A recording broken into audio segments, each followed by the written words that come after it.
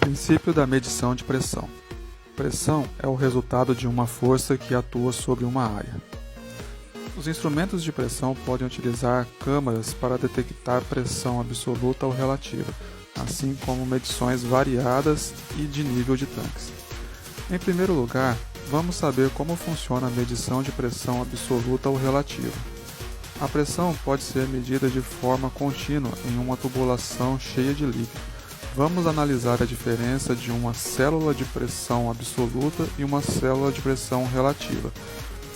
Utilizando, para exemplo, uma célula de membrana cerâmica. Em uma membrana cerâmica, o material eletricamente condutor se aplica a um substrato de cerâmica, formando assim o condensador. À medida que se aplica a pressão, o diafragma se deforma e provoca uma mudança na capacitância. Em uma célula de pressão absoluta com sistema zerado, a célula de pressão absoluta toma como referência o vazio para iniciar a medição. Na célula de pressão relativa, tem uma abertura no substrato de cerâmica que permite a compensação da pressão atmosférica. A célula mede valores tomando como referência a pressão atmosférica.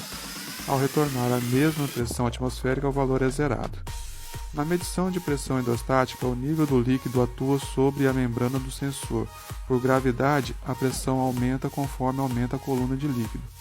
A pressão da coluna de líquido é proporcional ao nível do reservatório e à densidade do líquido. Em um tanque aberto, a pressão está referenciada à pressão atmosférica. A abertura na parte superior do tanque não afeta na medição do nível.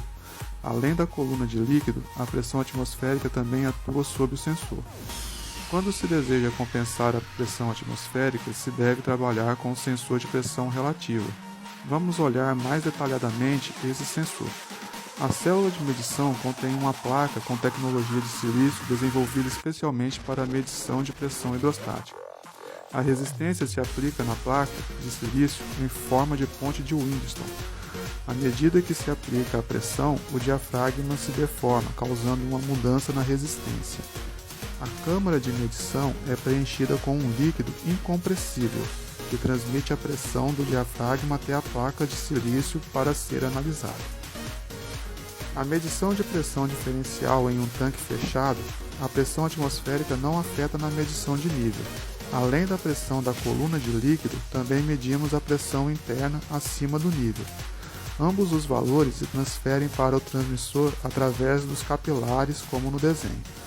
O transmissor calcula a diferença entre as duas pressões e determina o nível do tanque.